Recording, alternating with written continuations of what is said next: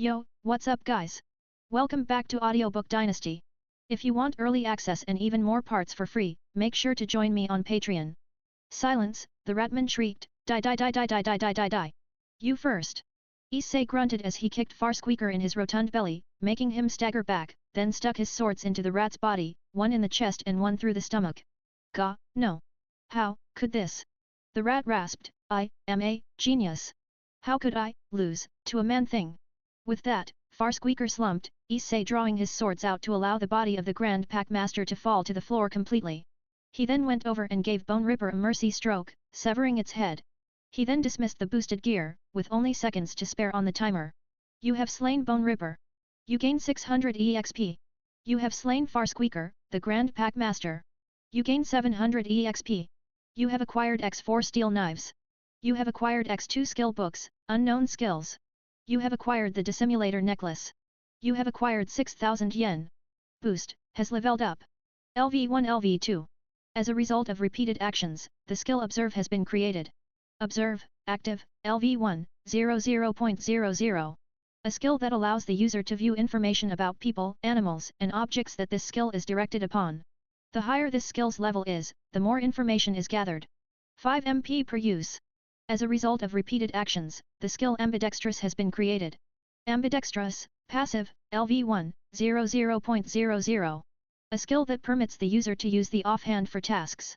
The higher the level of this skill, the more skilled the user will become with all manner of tasks. Passively reduces the offhand penalty from 95% to 80%.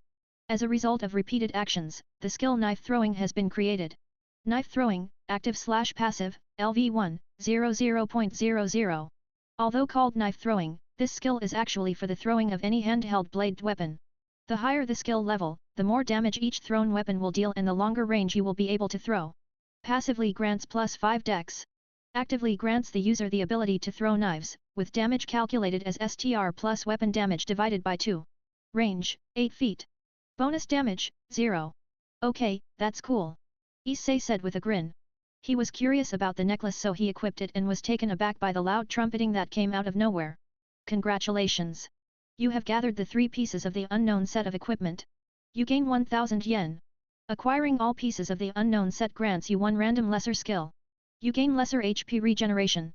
Lesser HP regeneration, passive, LV1, 00.00. The regeneration rate of half devils and lesser demons.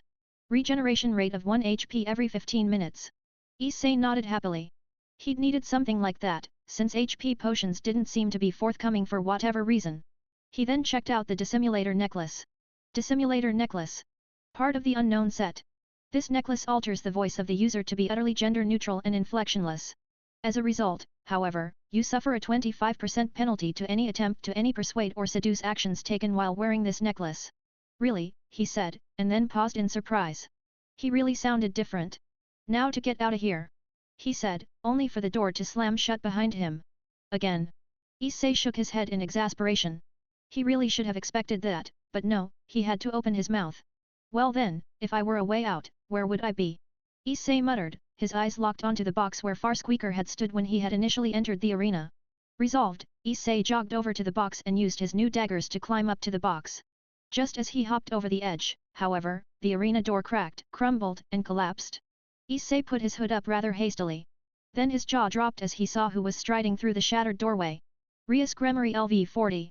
Heiress of the House of Gremory/Crimson-Haired Ruin Princess. Akeno Himejima LV38.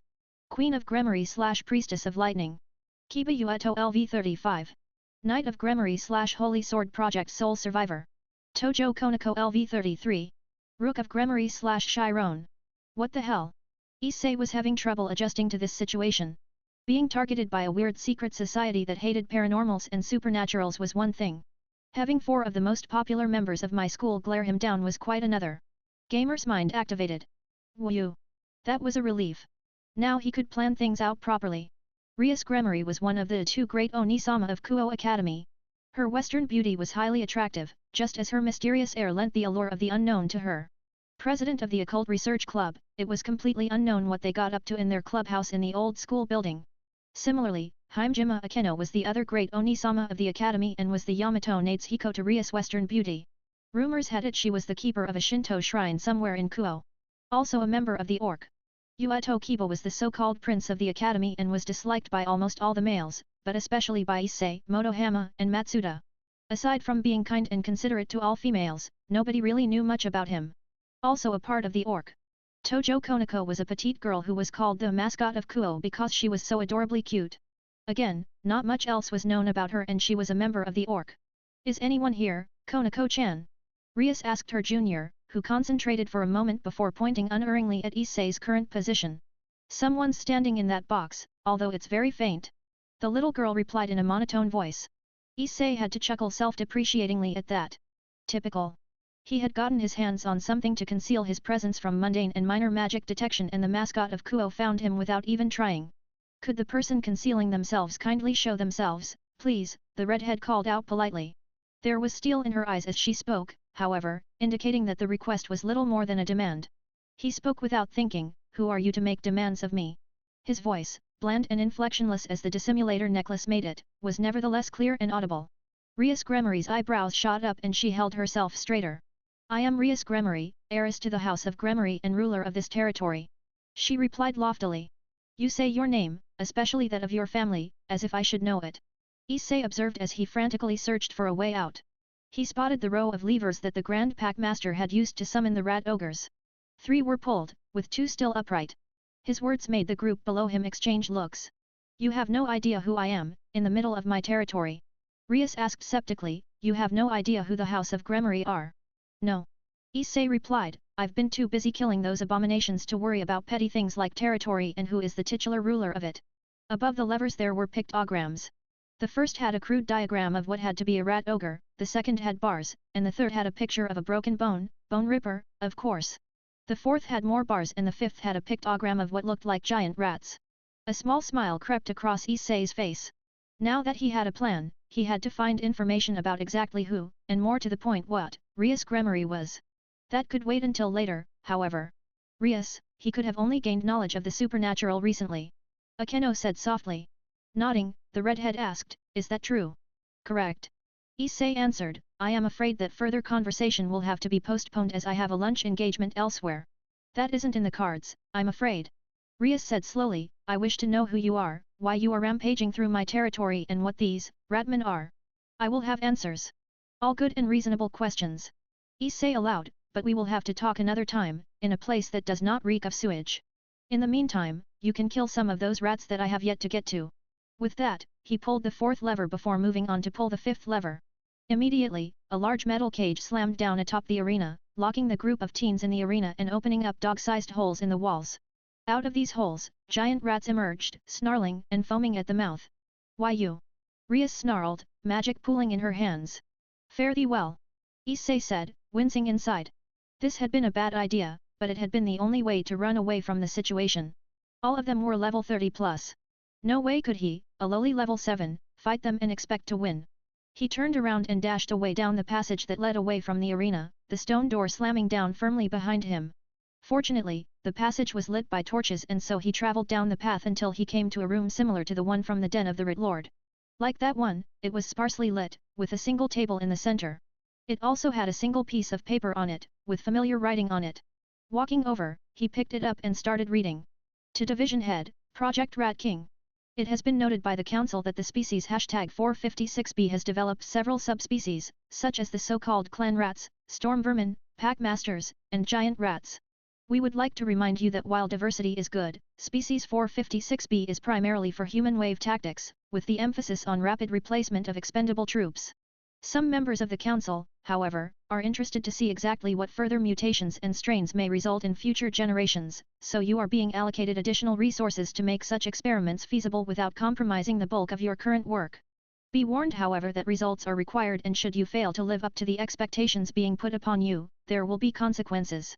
On a different note, you are to compile a list of recommendations for the location of full field testing of species 456b. The criteria for testing sites are that the location must have, at the very least, an active presence of devils. Preferably there will be active presences of at least one of the other main target races as well. The Council suggests somewhere in the Orient, as the churches hold far too much influence in America and Europe and are too close to rapid reinforcement from the Vatican and other religious centers.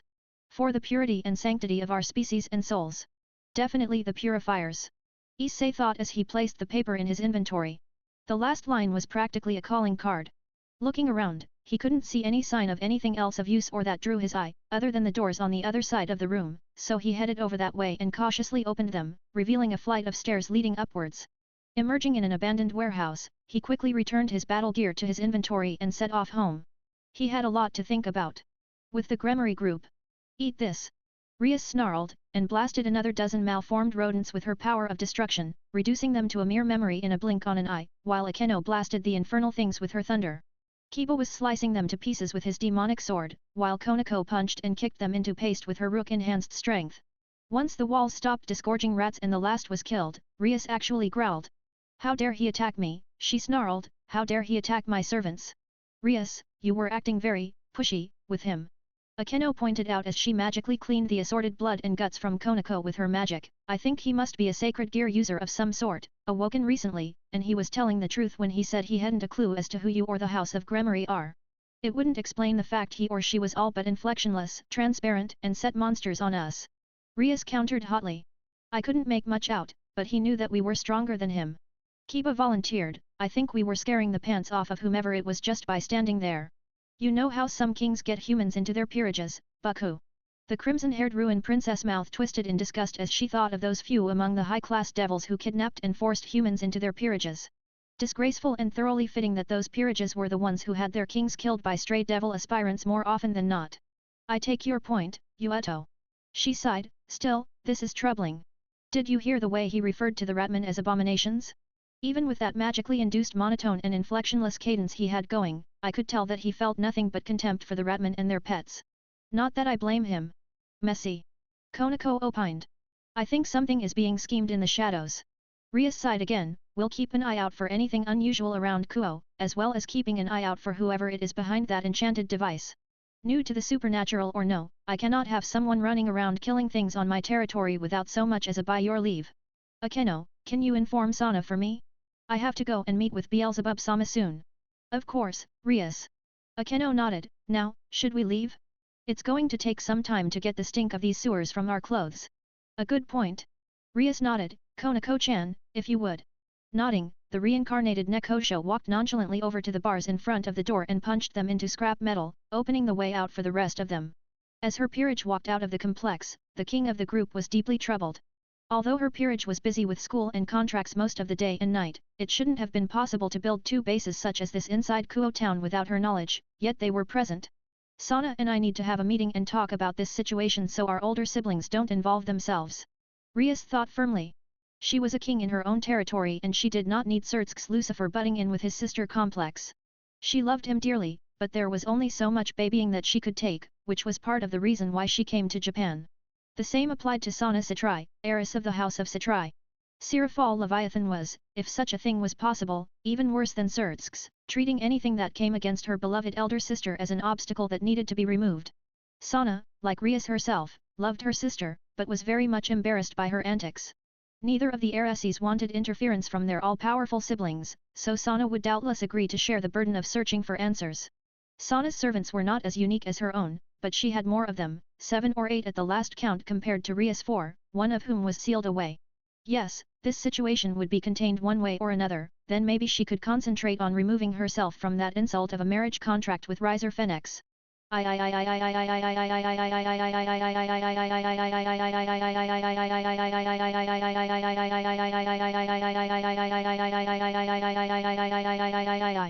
Later.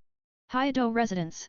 Having gotten back in time for lunch, Issei had enjoyed just sitting down and having a relaxing meal with his mother, which was very rare nowadays, what with school and his dad going to work at all hours of the day and night. Once lunch was taken care of and the dishes done, he retreated to his room to examine his stats since he had leveled up. Name, Hayato Issei. Class, the gamer.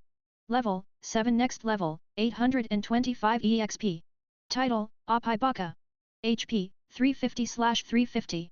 MP, 175/175. STR, 45. STA, 41. Dex, 51. Int, 12. WIS, 17. Luck. Cha, 22. Attribute points, 5. Yen, 21,212. Wow. That awakened Sekiryuti trait was really doing wonders for his physical stats. Seriously though, he needed to up his mental ones. He dropped all 5 points into int. The blood metal bracers must affect lesser draconic charisma as well, he muttered in realization as he looked at his charisma stat, definitely useful. Now, what was the loot from the boss? Reaching into his inventory, he pulled out the 2 skill books. Immediately, there was a loud ding, sound from out of nowhere and a screen popped up. You have acquired your first skill books. Skill books allow you to learn the skill they contain. All start at level 1, just like self-learned skills. You can only learn 3 skills from skill books per day, however, as long as you are below level 20. Additionally, learning the skill consumes the skill book. Issei was impressed and curious about what kind of skills he had gotten his hands on. Placing them down on his bed, they looked just like writing pads, albeit thin ones. He picked up the first one. You have acquired the Lesser Earth Magic skill book. Do you wish to learn this? Y/N. Yeah, he said with wide eyes, exactly what I needed. Stabbing the Y button, he watched as the book dissolved into blue light and vanished inside of his chest. Congratulations! You have learned Lesser Earth Magic. Lesser Earth Magic, passive/active, LV1, 00.00 EXP. The ability to use magic to create and control the earth and, to a lesser extent, the bounties of the earth. Since ancient times, this has been used to read the future, alter the landscape and other such uses. Lesser Earth Magic is the lowest branch of Earth Magic and is not very powerful. It can be highly useful in certain situations, however. Gain a 15% power boost to all spells thanks to Gaia's blessing. Access to Tier 0 and Tier 1 spells. Spell unlocked. The Tier 0 Minor Earth Movement spell has been unlocked. Spell unlocked. The Tier 1 Earthen Fist spell has been unlocked. Spell unlocked. The Tier 1 Earth Shot spell has been unlocked. Minor Earth Movement Tier 0, active, Level 1, 00.00 EXP. The most basic spell in all of Earth Magic, this allows the user to infuse their magic with the earth and alter its composition. The amount of earth affected varies on experience and the amount of power you put into it. Costs 5 MP per minute. Allows the control of 1 cubic foot of earth or soil. The earth/soil can be moved and shaped, but is still just soil or earth. It cannot be changed, just moved. Earthen Fist Tier 1, active, Level 1, 00.00 EXP. A basic application of earth magic, this spell surrounds one of the user's fists with solidly packed earth and rocks, adding armor and upping damage dealt by that fist. It is not indestructible, however, and can be overwhelmed by strong enough blows by and to the user. Initially costs 30 MP and then a further 10 MP per minute to maintain it. One hand, selected by the user at the casting stage, is surrounded in earth and rock, mimicking the movements of the hand. That hand receives 5 armor and bare-handed damage is raised by 5 as well. This does not take into account modifiers from other skills. Armor and bare-handed damage raised by 15% to 5.75 by the effect of Gaia's blessing. Earth Shot Tier 1, active, Level 1, 00.00 EXP. A basic use of earth magic for offensive purposes, this simply rips a chunk of earth or rock from the ground, compresses and hardens it and then fires it at the enemy. Costing the most MP most of all the Tier 1 and Tier 0 spells, it is also the only offensive ability in those tiers. At higher levels, the user can combine this spell with other spells for additional effects. Costs 40 MP per shot. Deals, int plus WIS, multiplied by 5, divided by 2 and plus 15% damage. Issei whistled at that. Those 3 spells were very useful. Well, the Tier 0 one was a bit useless, but it had possibilities outside of combat. His attention was drawn by another window popping up. Congratulations! You have learned your first 3 spells. These are the ones randomly generated by the system for you to receive. Each tier has 10 spells apiece and you will now be able to receive spells in skill book form as monster drops. Every time you achieve a tier or tiers, you will receive 1 to 3 spells for that branch of magic at random, of that element and in any tier you have unlocked only, as a reward. Once you have collected all spells for a tier and achieved level 10 with them all, you will be able to proceed to the next tier. Some tiers are unlocked under special conditions only. Okay. Useful to know. He commented, now then, what is the other one? He picked up the other skill book and looked at the window that popped up. You have acquired the hand-to-hand combat mastery skill book. Do you wish to learn this? Y/N. Definitely something that I need. Issei muttered. He couldn't exactly pull out his swords in the middle of the street if the purifiers attacked him, could he? Knowing how to fight hand-to-hand was probably the best bet. Hitting Y again, he waited for the window to pop up. Congratulations! You have learned hand-to-hand combat mastery. Hand-to-hand combat mastery, active/passive, Level 1, 00.00 EXP. The oldest and most basic way to fight in the history of the world, using your fist and feet to fight is seen in these modern times as a quaint anachronism in the face of guns and the like. Yet, in the world of the supernatural, this can be vital and necessary for the sake of self-defense. Grants user the basic knowledge of how to fight unarmed. Grants an additional +1 to all unarmed attacks or with gloves/gauntlets.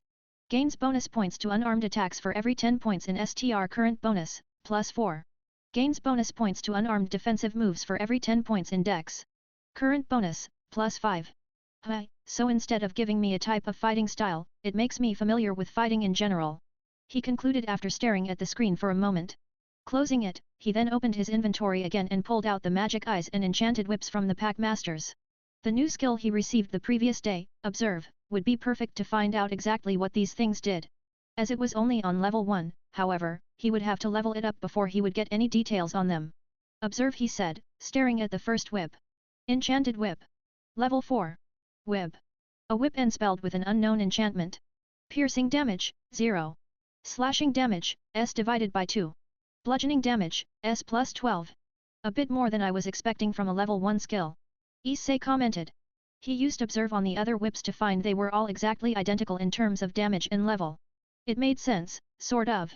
In some tabletop games, if you didn't know what a magic item did, it simply had no effect on the outcome of a fight. In this case, the lack of knowledge of what the enchantment was did nothing to the combat stats. Observe has leveled up. LV1 LV2. Okay, now let's try that first one again. Observe. He said, focusing. Whip of striking. Level 4. Whip. A whip enchanted with the power to increase the force of its strikes slightly. A minor enchantment, yet one that can be very useful. Durability, 25/40. Piercing damage, 0. Slashing damage, S divided by 2. Bludgeoning damage, S plus 12 plus 20. Go figure that one. Issei muttered. He observed the other 3 whips and 2 were exactly the same, the only difference being the level of their durability. That was something of a concern, as he had no idea how to recover it, but as he has a lot of copper and bronze swords, he wasn't too concerned. The last whip was only slightly different as well. Whip of the Wisp. Level 4. Whip. A whip enchanted to turn intangible twice a day upon utterance of the command word Mistborn. Useful for bypassing mundane and lesser magical defenses, it is useful as a hidden trump card. Durability, 30/40. Special ability, Intangibility. Upon the trigger word being uttered, the length of the whip, aside from the handle, turns insubstantial for up to 10 seconds before reverting back to solidity. Piercing damage, 0. Slashing damage, S divided by 2. Bludgeoning damage, S plus 12. Issei replaced the whips into his inventory as he considered what he had uncovered. The whips were interesting, but he wasn't really of the inclination to use them as weapons. They were not his style, bluntly put. Dismissing his thoughts, he turned his attention to the magic eyes that he had taken from the pack masters. There were only 2 of them, but they glittered as if they were made of a precious stone, like emeralds. Something about them made him wary though. Observe, he said firmly. Warblock Eye. Level 5. Artifact. An eye carved from purified warpstone and loaded with various enchantments, allowing the user to see through it and even perceive the use of magic. Warpstone is a volatile magical substance, however, and creates mutations and insanity with constant exposure to flesh. Special ability, Magic Perception, the user can see the flow of magic on people. Blue if not in use, orange if being channeled passively to a spell or item, and red if being used actively. Warning. Replaces your actual eye if used. Eyeing the 2 eyes a lot more warily than just a few moments ago, Issei replaced them inside his inventory and resolved to find a way to dispose of them safely as soon as was possible. No way was he even touching those things again without gloves or tongs. You make a very sensible decision. +1 WIS. I swear this gamer thing is taunting me. Issei grumbled. Lying back on his bed, he wondered what he should do for the rest of today. He could go out and raid another ratman den, but he really didn't want to annoy Gremory senpai more than he already had. Rias Gremory, just who was she anyway? The way she spoke implied that she was in charge of Kuo somehow, but how? Who were the members of the occult research club and what relation did they have to her? Issei wasn't skilled at reading people by any means, but they had all deferred to her as their leader in a manner similar to how a samurai would treat their sworn liege lord in one of those period dramas that his father liked to watch. Information. He needed information on Rias Gremory and her group, before he could carry on attacking the ratmen's bases in Kuo. He thought for a minute before face-palming. He had his observe skill. He could casually scan her at school and she'd be none the wiser. At least, he didn't think that observe counted as a spell, so any magic protections she might have wouldn't be set off. Well, I should get my homework out of the way. He thought morosely. He hated doing schoolwork, mainly because it was boring. He wasn't too bad at it, but things like maths and history weren't really his cup of tea. If anything, he was most fond of classical Japanese, if only because it gave him plenty of time to think during class. Sighing in frustration, he reached for his schoolbooks. 5 days later. Kuo Academy. Schoolwork, passive, level 20, 14.39 EXP. The combined ability to complete all aspects of schoolwork, from homework to classwork to replying to the questions of the teacher. Level max, 100. Passively grants plus 10 int. Passively raises the chance of successfully completing classwork correctly by 30%. Passively raises the chance of successfully completing homework correctly by 35%. Passively raises the chance of successfully answering the teacher correctly by 30%. Issei's eye twitched as he regarded the new skill he had received after completing his homework. 5 days on and he still couldn't believe that this kind of skill was available. It was certainly convenient, make no mistake about that, but his suspension of disbelief was having major difficulty accepting it. Issei, a familiar voice called.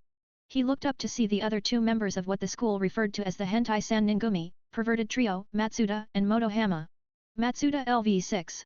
Perverted baldy/sexual harassment paparazzi. Motohama LV4. Perverted glasses/3 sizes scouter. The fact that until recently he had been a lower level than Matsuda pissed Issei off somehow. Dude. What happened to your cheek? Motohama asked in concern. Having taken the bandage off, Issei now had a long, thin scar down the length of his jaw. It wasn't glaringly obvious, but it wasn't hidden either. Some nutjob broke into my house and held me and my parents hostage.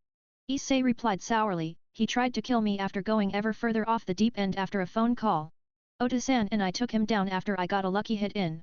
I was lucky to get away with just a scar from his knife attack. Shitty luck, man. Matsuda said sympathetically, your parents alright? Shaken but not stirred. He replied with a shrug. Anyway, want to go peek on the kendo club? Motohama asked eagerly.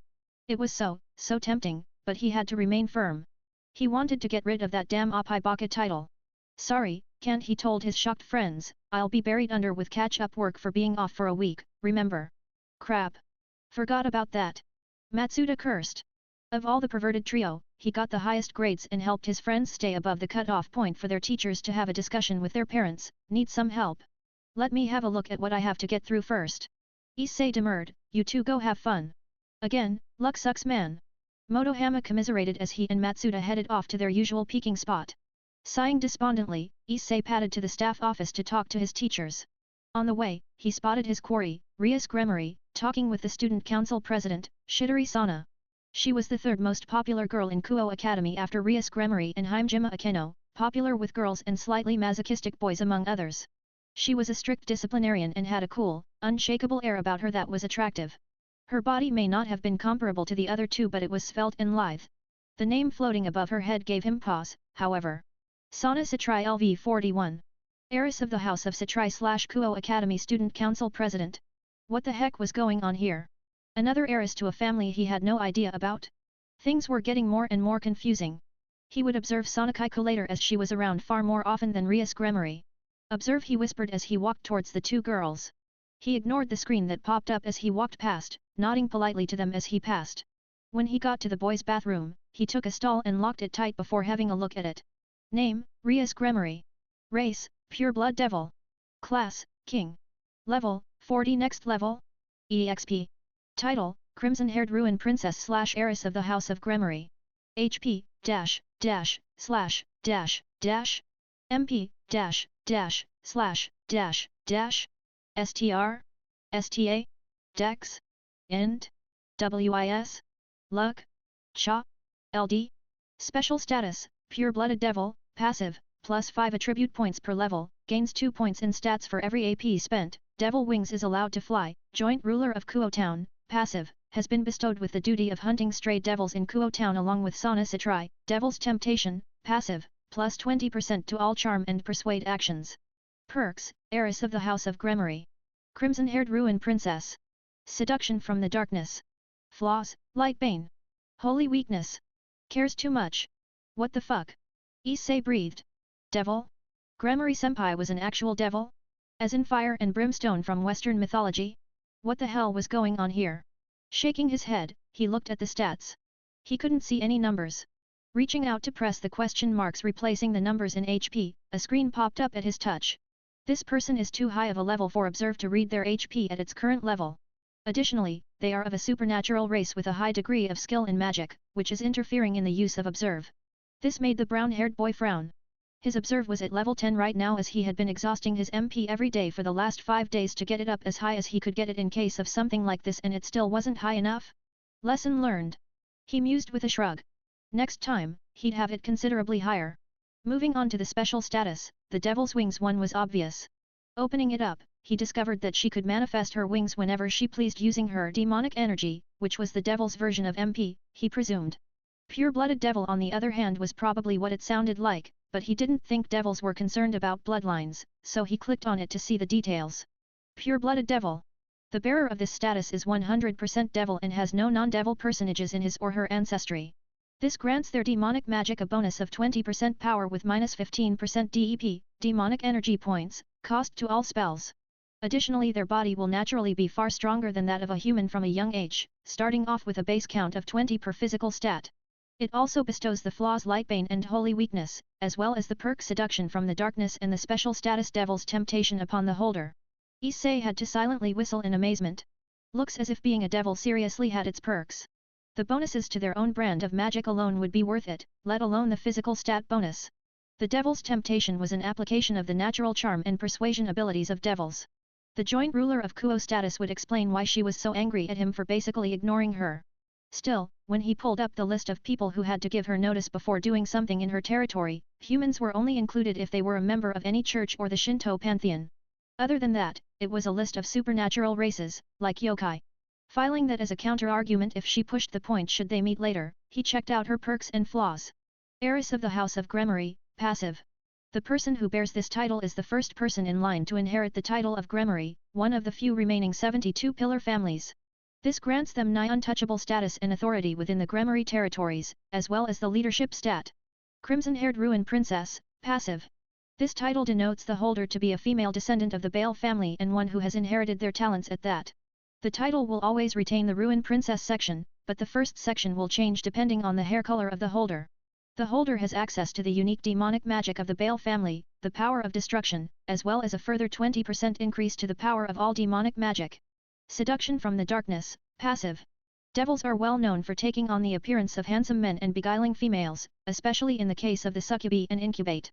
As such, the holder of this perk has the optimal appearance for being seductive for their gender and general appearance, granting them the charisma stat and a further plus 10 to all persuade, seduce, and charm actions.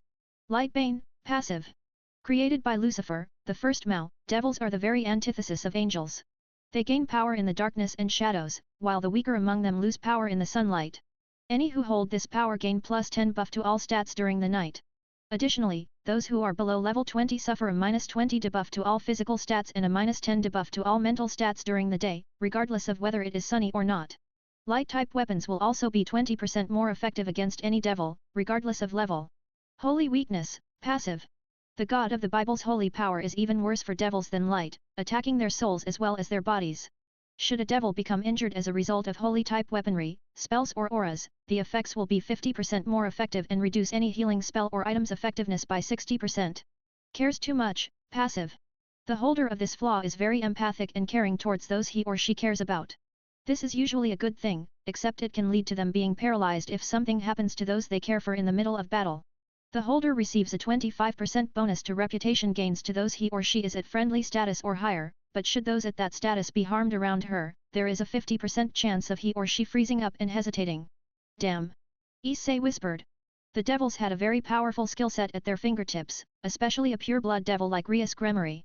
The downsides were severe, especially the light and holy weaknesses, but still it was a pretty sweet deal altogether. The last flaw was a pretty surprising one for a devil, but it did fit what little he knew about the crimson-haired girl. She was fairly gentle and had begged out of dissection day in biology, according to rumors. Just for the sake of comparison, he'd have a look at Kiba Ueto, as he was in a couple of Issei's classes. That would be an interesting read, if nothing else. Kiba was the idol of all the academy's girls, but held himself aloof from them and the boys as well. This whole devil thing would go a long way towards explaining why he did that. Issei stood up and flushed the toilet before leaving as a cover. This time he really did have to go to the staff office and talk to his teachers. He'd arrived early just in case he ran into Rias Gremory as he had done. Time to pay the piper. He grimaced. He didn't like teachers much. They were either stodgy old men or women, young Eichmann males with no idea what it was like for someone with average looks or arrogant young women who looked down on average boys. Most of his teachers were Eichmann, which pissed him off something cruel. After school, he vowed, he'd start dungeoneering again. That would be nice and cathartic for him. Kikuka-sensei would be the worst.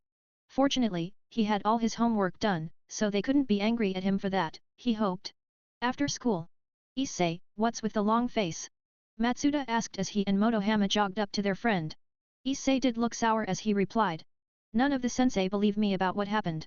They're asking for a parent-teacher meeting regarding my blatant lying and over-exaggeration of the facts, or so they say. That's not going to make them happy. Motohama said with a wince, didn't your parents tell them what had happened to you the day it actually went down? Slipped their minds. Issei shrugged, meh. They'll set things straight when this meeting happens. It'll be nice to see the teachers eat humble pie for a change. This made his friends nod sagely. Seeing the boot on the other foot for a change would be good. Let me guess, you have to head home and tell your folks about this. Matsuda predicted as he adjusted his glasses. Yup. Issei nodded in confirmation. Welp, all the more beauties for us. Motohama finished for his bespectacled friend.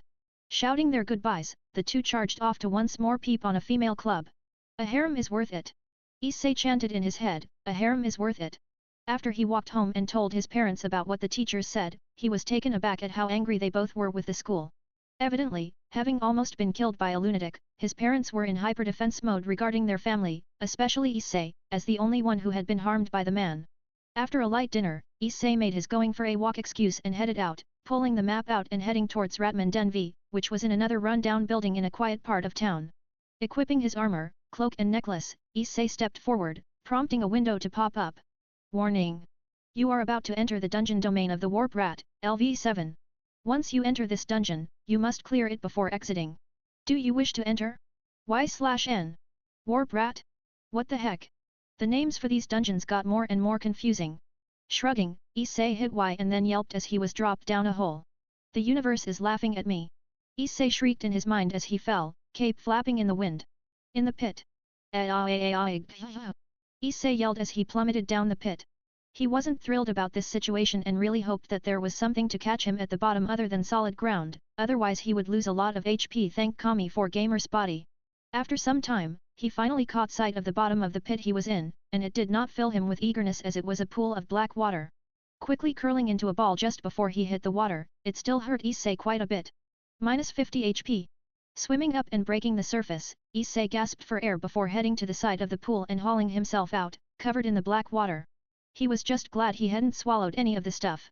Looking around, he spotted a chest outside the only doorway, so headed over to it and opened it up, finding a skill book inside.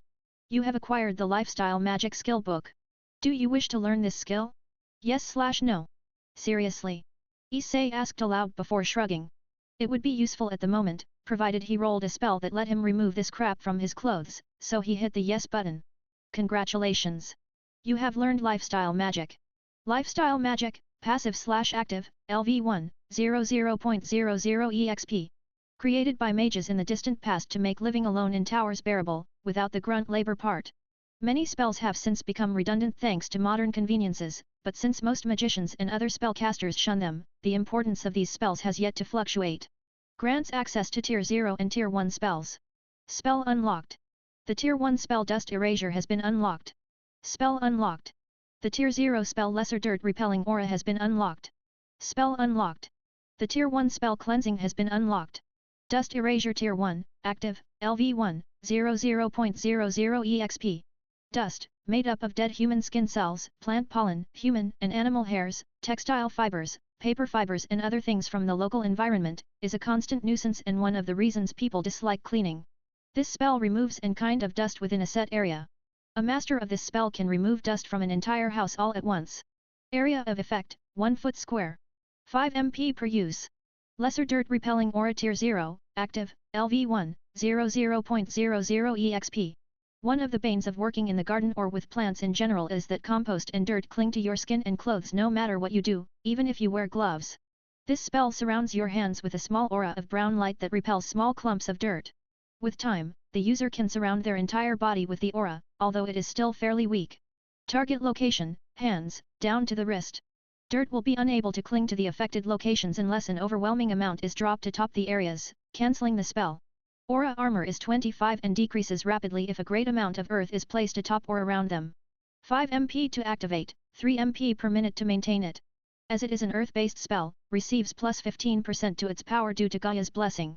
Cleansing Tier 1, active, LV1, 00.00 EXP.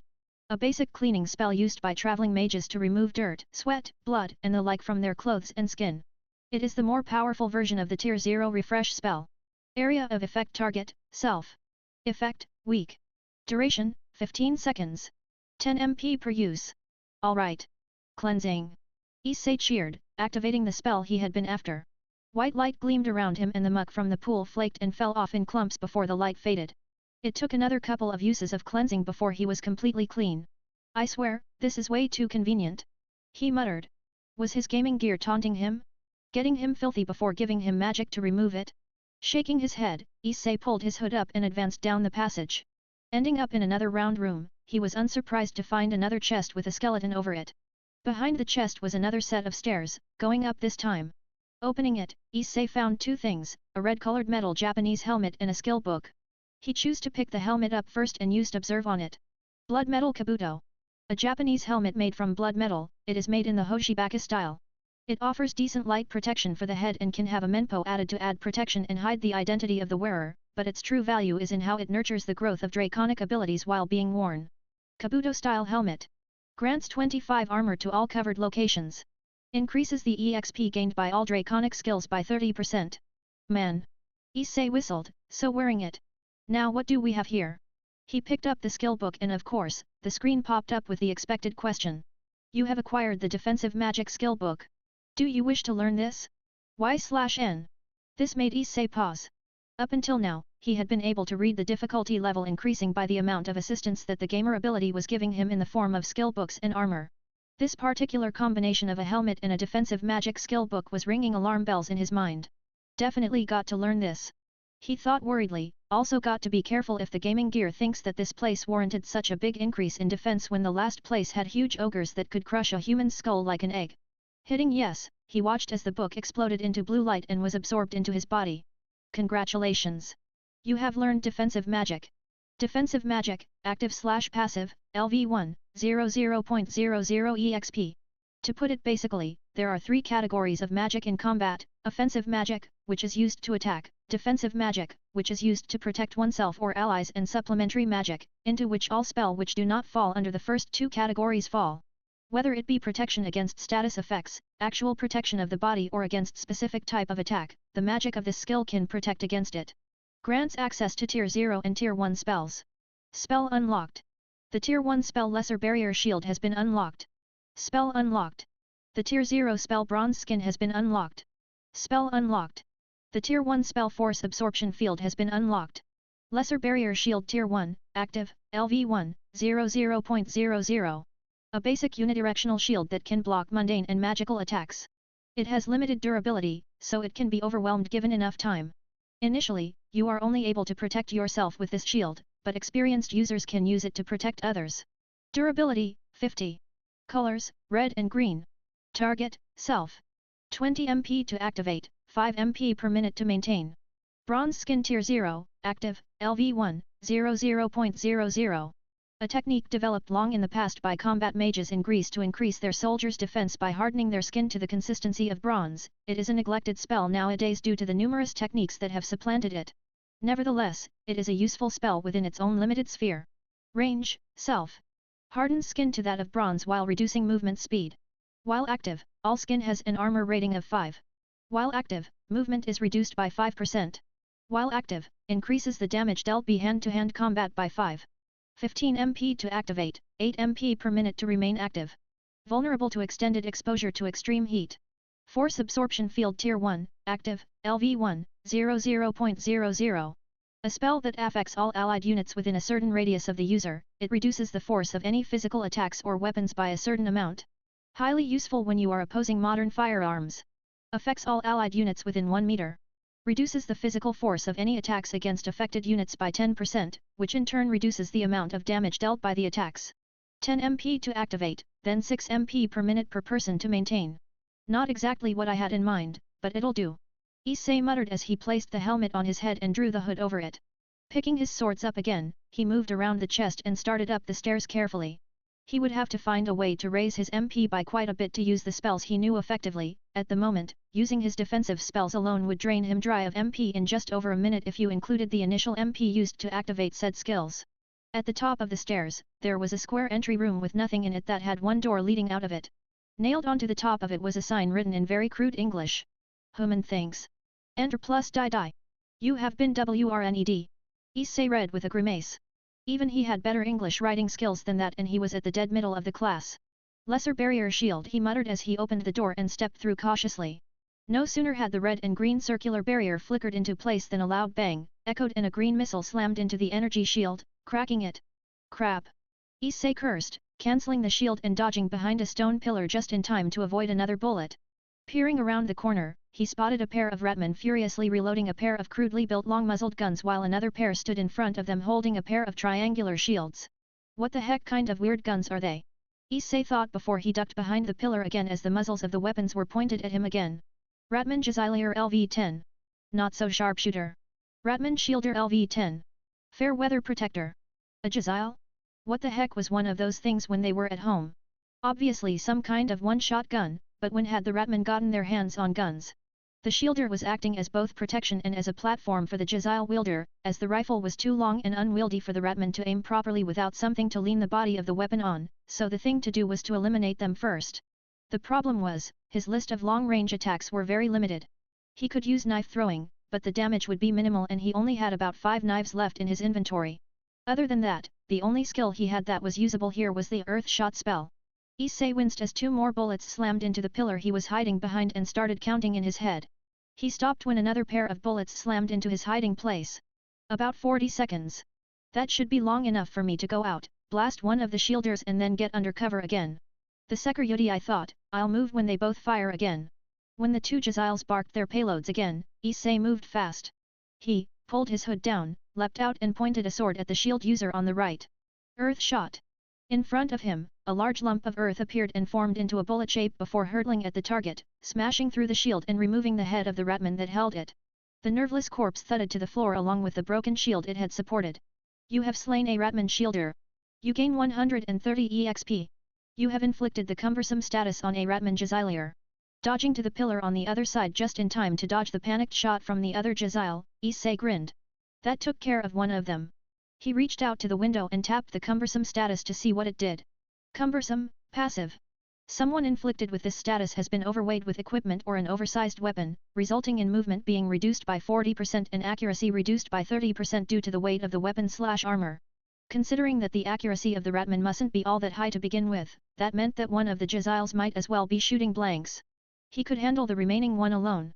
Lesser barrier shield. Issei snarled as he came out from cover. The shield materialized again, intercepting the bullet from the one remaining Jazile user that had a shielder. The other one shot wide. Rushing forwards, he sent another earth shot at the shielder, killing it. As the 2 gun-wielding ratmen panicked, Issei got in amongst them, disemboweling the one on the right and beheading the one on the left.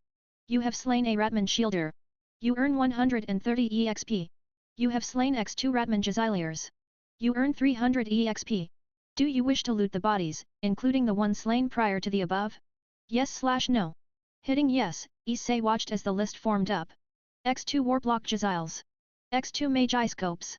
X2 Shattered Triangular Pavis. X4 Ragged Leather Tunics. X2 Lesser MP Potions. X1 Skill Book, Unknown Skill. 758 yen. Considering he'd seen the familiar shine of Warpstone on the Jaziles, Issei didn't want anything to do with them. He marked the Jaziles, the useless shields and the tunics for sale, earning him another 2,367 yen. Then he pulled one of the MP potions out of his inventory and observed it.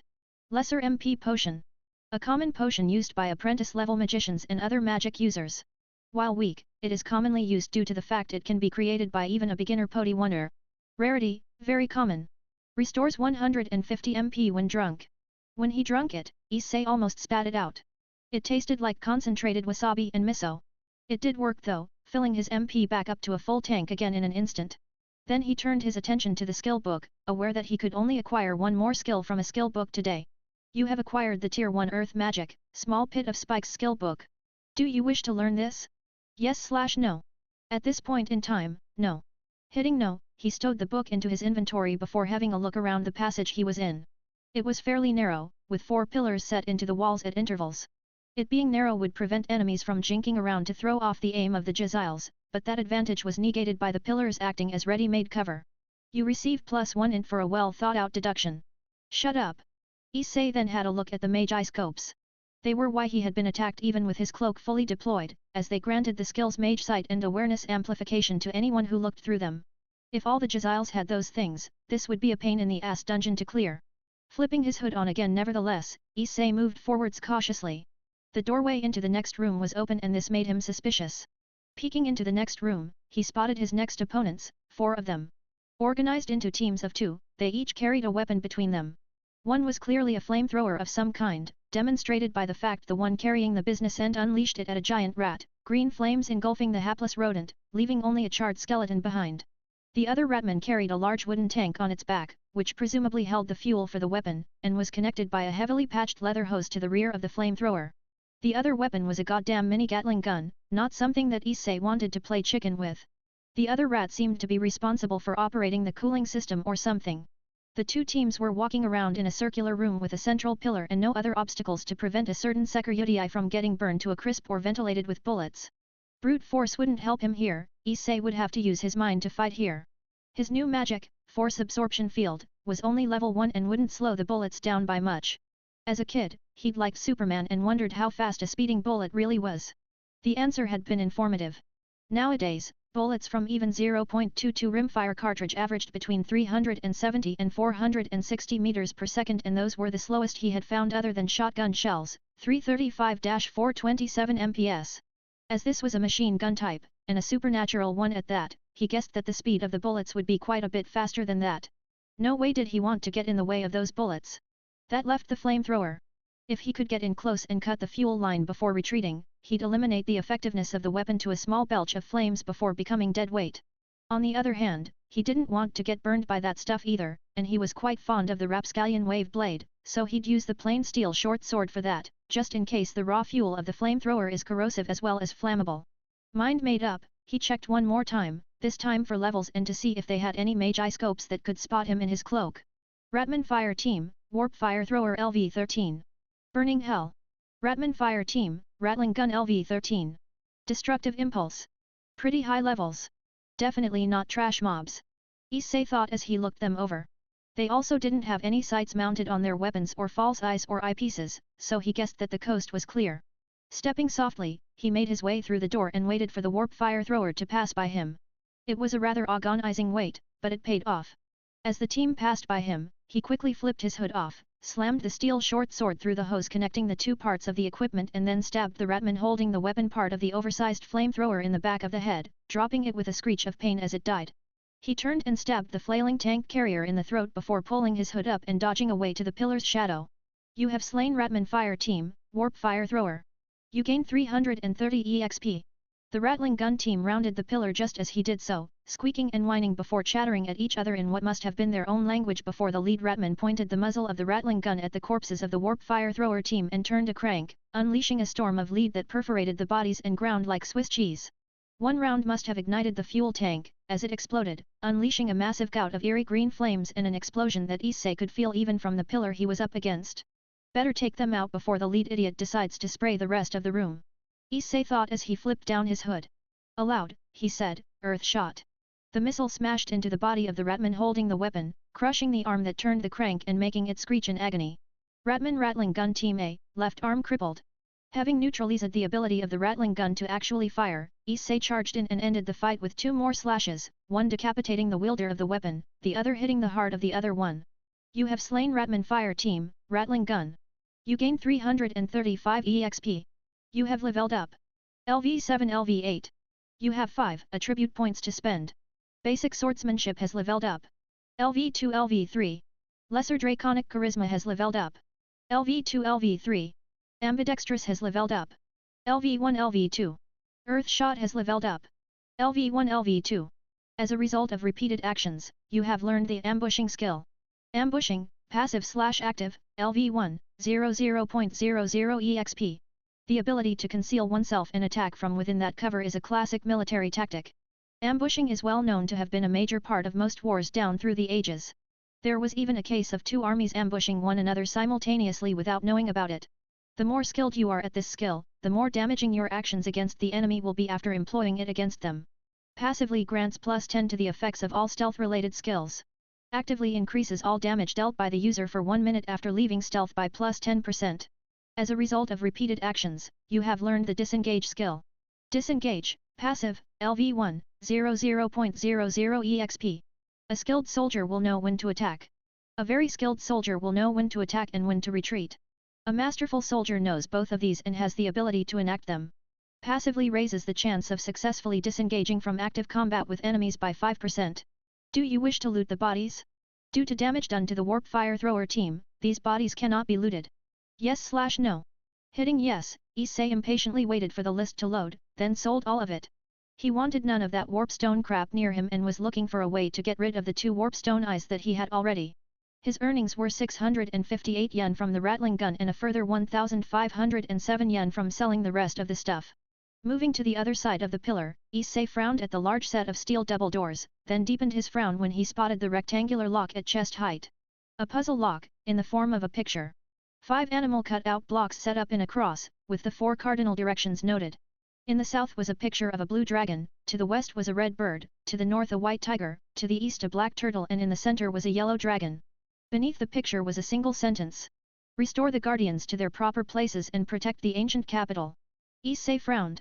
The modern capital of Japan was Tokyo, formerly Edo, and had been since the end of the Warring States period 400 years previously, so the riddle must refer to Kyoto.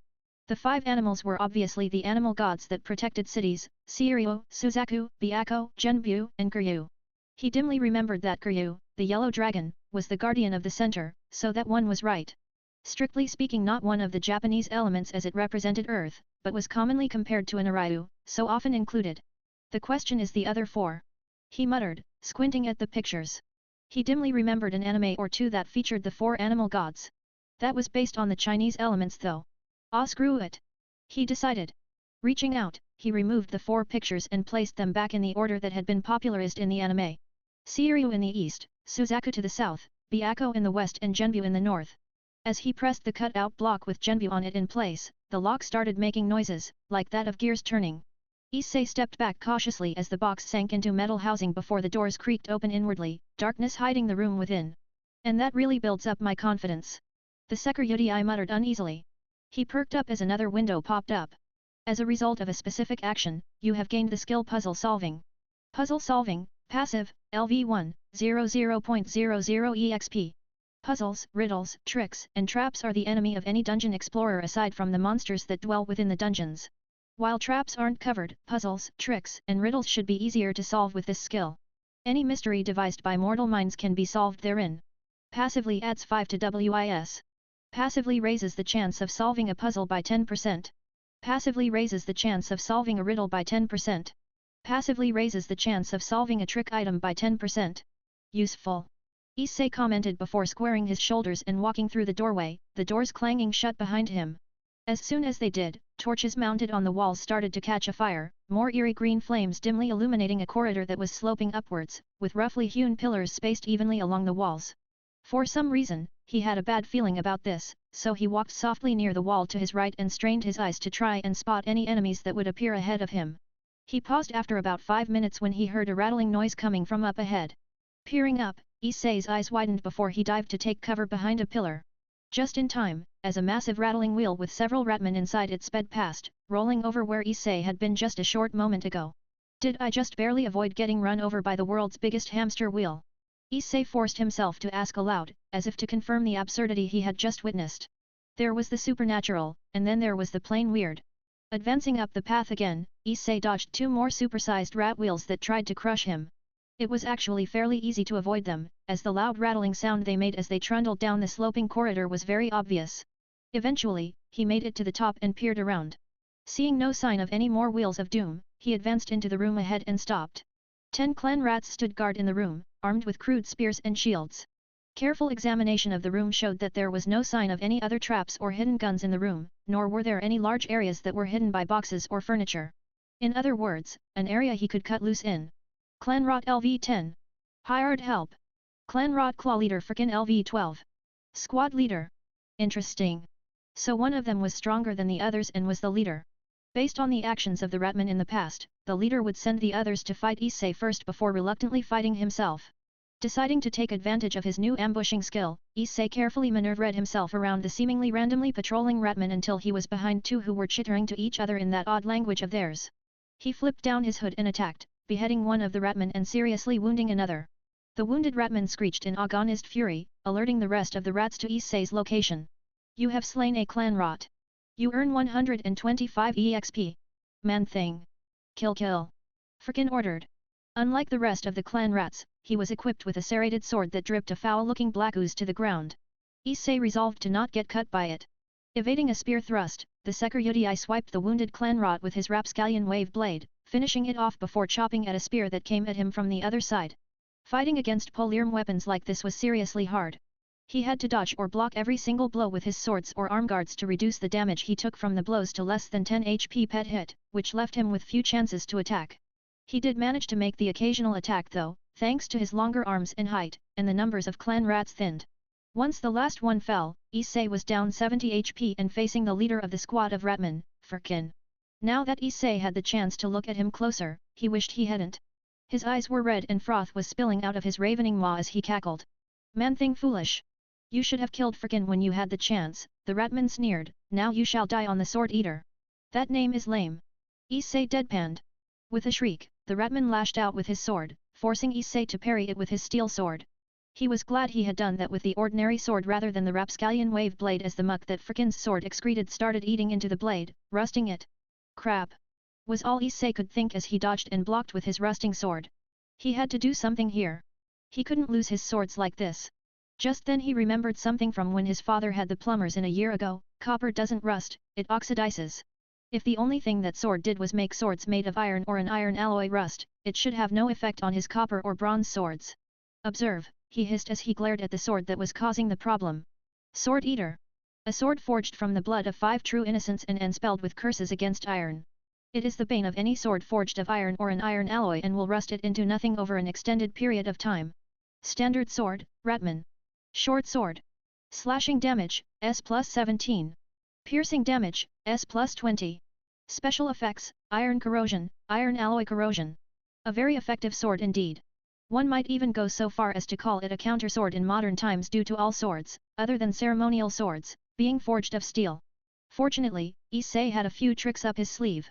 Disengaging slightly, he threw his steel sword into his inventory and drew out a bronze sword that he then used to block Firkin's next slash with Sword Eater.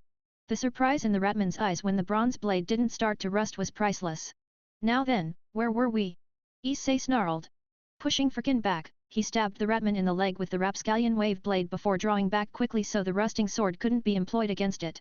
It didn't really take long after that. With his trump card neutralized, it took only a few minutes for Firkin to fall, much to Issei's relief. You have slain X8 clan rats. You earn 1000 EXP. You have slain Firkin, clan rot claw leader. You earn 200 EXP. Sword mastery has leveled up. LV2 LV3. Lesser draconic charisma has leveled up. LV3 LV4. As a result of repeated actions, you have learned the evasion skill. Evasion, passive, LV1, 00.00 EXP. The ability to quickly move out of the way of attacks. Sometimes called dodging, it is nevertheless a valuable skill for a fighter of any stripe. Passively raises the chance of avoiding ranged attacks by 10%. Passively raises the chance of avoiding close combat attacks by 12%. Issei nodded. That was some good skill leveling there. Surprisingly, lesser draconic charisma leveled up as well. Was he being charismatic as he fought as well? He looted the bodies and was pleasantly surprised by what he found. X9 average ratman spears. X1 sword eater. X9 boiled leather armor. X1 leather jerkin. 1053 yen. X1 Ryujin Menpo. X1 skill book, unknown skill. Other than the sword eater, the Menpo and skill book were the only things that interested him, but he kept the spears just in case. He did sell the leather items, which earned him another 500 yen. Then he turned his attention to the other items. The Ryujin Menpo was red, just like his helmet, and had a snarling dragon's face on it, complete with bared fangs and glaring eyes. He used observe on it. Ryujin Menpo. A face mask cast in the image of the dragon god of Japanese myth and legend. Made from blood metal, it enhances the power of any offensive draconic ability the wearer possesses, as well as slightly enhancing the wearer's physical abilities and protecting the wearer's face. Provides an armor rating of 5 to the wearer's face. Can only be worn with a Kabuto-style helmet. Increases the effect of all draconic offensive abilities by +5. Increases the user's STR, STA, and Dex by 2 each. Carefully, Issei put it on and blinked. He could see through the mask as if it was transparent, which was a relief. The reason he had been somewhat hesitant about wearing a mask was the possible loss of his peripheral vision, so this was a welcome revelation. Then he turned his attention to the skill book. You have acquired the magic weapon reinforcement skill book. Do you wish to learn this? Yes/no.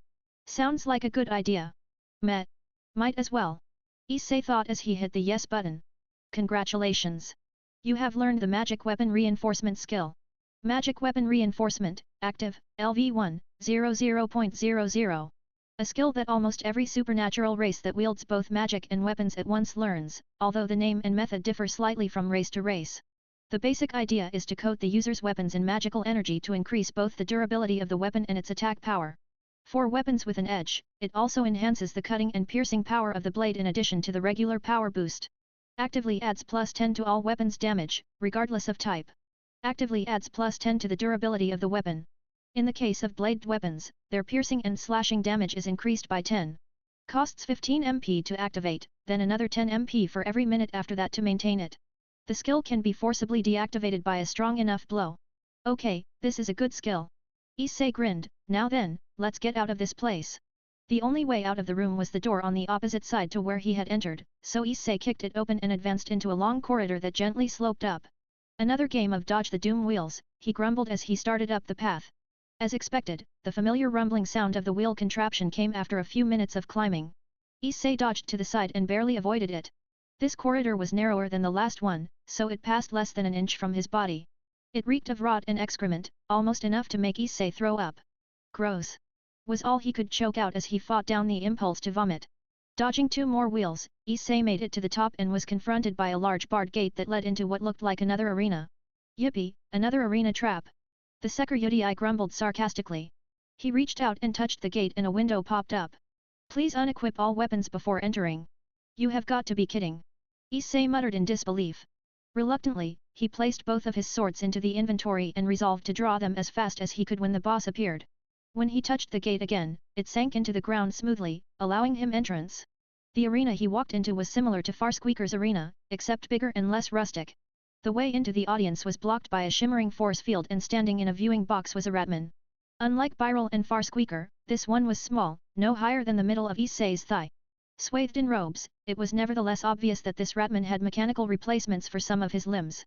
The right arm was some kind of baroque weapon, the tail was merely implanted with a spike on the end of it and there was a bulky mechanical eye replacing the creature's original left eye. So, this is the man-thing that slew that musclehead Byral Warfang and that fat fool Farsqueaker. The ratman said as he flicked a switch with one clawed finger. The rattle of the gate rising up behind him made Issei sigh. Another arena trap indeed. That would be me. He replied, crossing his arms, and you are? Teak-squeak, Master Warblock Engineer. The ratman replied, and this arena, warrior, is your graveyard. What is going on here? A familiar voice shouted from behind Issei. He turned around to see Rias Gremory and the Occult Research Club arrayed around her. TCH devil things. Teak-squeak grumbled, kill later. Red warrior first. Eris Gremory, we meet again. Issei said with a nod. Thankfully, his voice disguising pendant was still working. What is all this? Why are you killing these creatures? The red-headed devil demanded. Because they must die if I am to live.